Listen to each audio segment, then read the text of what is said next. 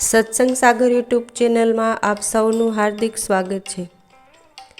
આજે હું તમને આ વિડીયોમાં સંભળાવીશ મહાકાલ જ્યોતિર્લિંગની કથા। પૂર્વે એક જ્ઞાની વિદ્વાન બ્રાહ્મણોને વેદોનો જાણકાર હતો। તે ઉજપીજા નગરીમાં રહેતો હતો। તે શિવ ભક્ત હોવાથી શિવ પૂજનમાં રત રહેતો હતો। આ બ્રાહ્મણને 4 પુત્રો હતા। આ ચારેયના નામો આ પ્રમાણે હતા: દેવપ્રિય, પ્રિયમેઘા, સુકૃત, સુવ્રત। આ સમયે રતિમાલ પર્વત ઉપર એક મહાદુષ્ટ બળવાન દૂષણ નામનો દૈત્ય રહેતો હતો। તેણે બ્રહ્માજીનું તપ કરી વરદાન મેળવ્યું હતું અને આ વરદાનથી તે અભિમાની થઈ તેણે દેવોને જીતી લીધા અને તેમનું રાજ્ય લઈ લીધું। ઉપરાંત વેદ ધર્મ તથા સ્મૃતિ ધર્મનો નાશ કરી નાખ્યો। આ દૂષણ નામના દૈત્યે પોતાના બળવાન એવા બીજા 4 દૈત્યો સાથે મળીને બ્રાહ્મણોનો નાશ કરવા લાગ્યો। બ્રાહ્મણો આ દૈત્યના ત્રાસથી અત્યંત દુઃખ પામ્યા।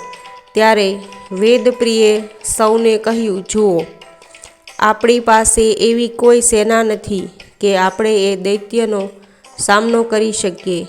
એટલા માટે આપણે સૌ શિવજીની ચરણમાં જઈએ અને તેમને આરાધી પ્રસન્ન કરી આપણા દુઃખની વાત કહીએ। શિવજી આપણા ઉપર પ્રસન્ન થઈ આપણું દુઃખ દૂર કરશે। આમ બધા બ્રાહ્મણો શિવજીના પાર્થિવ લિંગની પૂજામાં રત થઈ ગયા। આ હકીકતથી પેલા દૂષણ અસુરને ખબર પડી અને તેણે એના સાથી અસુરને આજ્ઞા કરી કે આ બ્રાહ્મણોનો નાશ કરી નાખો। એ વખતે પેલા પાર્થિવ લિંગના સ્થળે મોટો ધડાકો થયો અને ત્યાં ઊંડો ખાડો થઈ ગયો। આ ખાડામાંથી ભગવાન શિવ મહાકાલ રૂપે પ્રગટ થયા અને તેમણે ભયંકર હુંકાર કર્યો। આ હુંકારથી અસુર દૂષણ ત્યાંને ત્યાં જ બળીને ભસ્મ થઈ ગયો। ત્યારબાદ દુષ્ટોની સેનાનો નાશ કરવા લાગ્યા। દૈત્ય સેનાનો નાશ કરી નાખ્યો। ત્યાર પછી બ્રાહ્મણો ઉપર કૃપા કરી ભોળાનાથે વરદાન માંગવા કહ્યું। ત્યારે બ્રાહ્મણો કહેવા લાગ્યા, પ્રભુ, અમને મુક્તિ આપો અને લોકહિતાર્થે આપ અહીંયા સ્થિર થાઓ। બ્રાહ્મણોનું કહેવું સાંભળી ભગવાન શિવજીએ થયેલા ઊંડા ખાડામાં બિરાજમાન થયા અને ચારે તટ શિવલિંગ પ્રગટ થયા।